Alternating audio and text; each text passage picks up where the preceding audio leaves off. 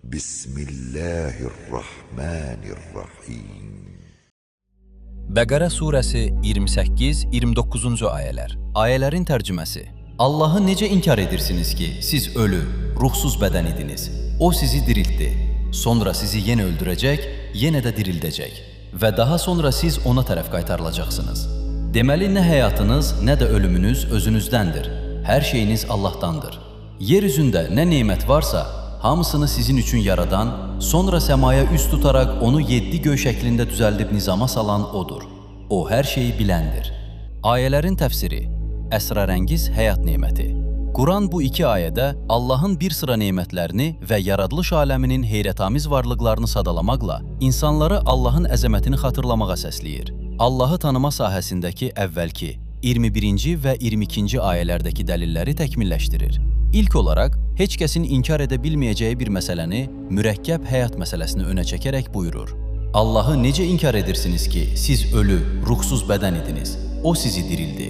Quran hamıya xatırladır ki, bundan əvvəl siz də daşlar, taxtalar və digər cansız əşyalar kimi ölü idiniz.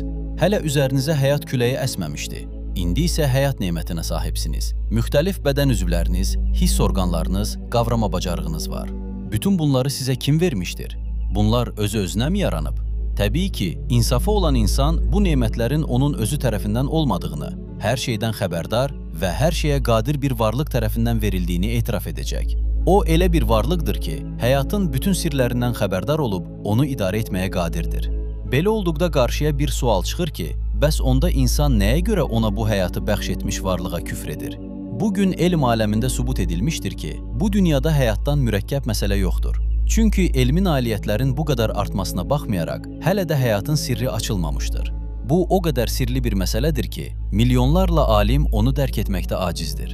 Bəlkə də zaman keçdikcə, insanlar bu sirri tədricən öyrənə biləcəklər. Ancaq məsələ burasındadır ki, hansı ağıllı insan elm və qüdrətə ehtiyacı olan bu qədər dəqiq, ölçülüb biçilmiş, sirli bir işi şüursuz və həyatı olmayan təbiətə aid edər. Buna görə də deyirik ki, bu dünyada Allahın varlığına dəlalət edən ən böyük sübut elə həyatın özüdür. Bu barədə saysız hesabsız kitablar yazılmışdır. Quran da sözü gedən ayədə məhz bu məsələnin üzərində dayanmışdır. Həyat neməti xatırlandıqdan sonra ayədə Allahın varlığına dəlalət edən başqa bir sübut qeyd edilir. Bu ölüm məsələsidir. Ayədə deyilir, sonra sizi yenə öldürəcək. İnsan həyatda özündən əvvəlki nəsillərin, qohum-əqrabanın, dost-tanışın bir-birinin ardınca ölüb getdiyini görür. Təbii ki, bu da onu düşündürməyə vadar edir. Axı onların həyatına kim son qoyur? Əgər həyatı onlara bəxş edən özləri idisə, onda gərək əbədi qalaydılar. Əbədi qalmırlarsa, deməli həyatı onlara verən başqası imiş. İndi də geri alır. Bəli, həyatı onlara verən həm də həyatı onlardan geri alandır. Necə ki, Mülk surəsinin 2-ci ayəsində deyilir. Əməl baxımından hansınızın daha yaxşı olduğunu sınamaq üçün ölümü və həyatı yaradan O'dur. Quran Allahın varlığına dəlalət edən bu iki aydın dəlili xatırlayıb, insanı digər məsələlər üçün hazırladıqdan sonra, məad və ölümdən sonra yenidən dirilmək məsələsini ön plana çəkərək buyurur. Yenə də dirildəcək. Ölümdən sonraki həyat qətiyyən təəccüblü deyil. Çünki insan daha əvvəldə bu vəziyyətdə olmuşdur. İlk dəfə cansız varlığa həyat bəxş edən varlıq üçün ikinci dəfə ona yenidən həyat vermək nəinki çətin deyil, əksinə birincidən daha rahatdır. Baxmayaraq ki, sonsuz qüdrətə malik Allahın barəsində asan və çətin anlayışları təsəvvür edilməz. Təəccüblüsü budur ki, bəzi adamlar insanın ilk dəfə yoxdan yaradıldığını gördüyü halda onun yenidən yaradılacağına şübhə ilə yanaşırlar. Haqqında danışdığımız ayədə Allah Taala insanın həyat hekayəsini əvvəldən sonadək çox qısa şəkildə gözlər önündə canlandıraraq məad məsələni qabardır. Ayənin sonunda isə yenidən onun hüzuruna qaytarılacağını bildirir. Daha sonra siz ona tərəf qaytarılacaqsınız. Allaha tərəf qayıtmaq dedikdə, yenidən onun nemətlərinə doğru qayıtmaq nəzərdə tutulur. Yəni, ey insanlar, qiyamətdə Allahın nemətlərinə tərəf qayıdacaqsınız. Bəlkə də burada daha dəqiq və daha incə bir məna nəzərdə tutulmuşdur. O da bu ola bilər ki, hər bir varlıq təkamül yolunda başlanğıc nöqtəsi olan sıfırdan başlayıb, Allah Taala'nın müqəddəs zatı olan sonsuzluğa dək irəliləyir. Bu baxımdan ölüm təkamülün başa çatması anlamına gəlmir. İnsan qiyamətdə təkamül prosesini daha yüksək səviyyədə davam etdirir. Həyat nemətinə və məad məsələsinə işarə edildikdən sonra, növbəti ayədə Allah Taala'nın digər böyük bir nemətinə toxunulur. Yer üzündə nə nemət varsa, hamısını sizin üçün yaradan odur.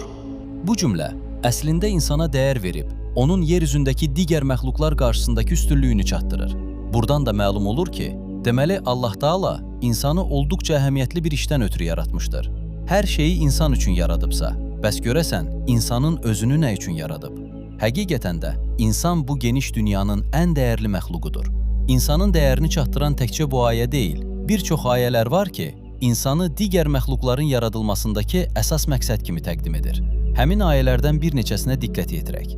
Göylərdə və yerdə olanların hamısını özü sizin üçün ram etmişdir. Casiyə surəsi 13-cü ayə. Əmri ilə dənizdə üzməsi üçün gəmiləri sizə tabe etdi. İbrahim surəsi 32-ci ayə. Əmri ilə çayları sizə tabe etdi. İbrahim surəsi 32-ci ayə. Gecəni və gündüzü sizin ixtiyarınıza verdi. İbrahim surəsi 33-cü ayə. Dənizi sizin üçün ram etdi. Casiyə surəsi 12-ci ayə. Nizam-intizamlı bir proqram üzrə davamlı hərəkətdə olan günəşi və ayı ixtiyarınıza verdi. İbrahim surəsi 33-cü ayə. Sözügedən ayənin davamında Allah Taala yenidən tövhid məsələsinə qayıdaraq belə buyurur. Sonra səmaya üst tutaraq onu 7 göy şəklində düzəldib nizama salan odur. O, hər şeyi biləndir. Ayənin ərəbcə orijinalındakı istəvə feili istivə məstərindən olub. Leksik mənası əhatə etmək, hakim kəsilmək deməkdir. Thumma istəvə iləs-səmə, sonra səmaya üst tutaraq ifadəsindəki thummə zaman baxımından olan ardıcıllıq deyil, ifadəni bəyan etməkdəki ardıcıllığa işarədir. Əgər sən də Quranı dərk edərək oxumaq istəyirsənsə, abunə ol və birlikdə öyrənək.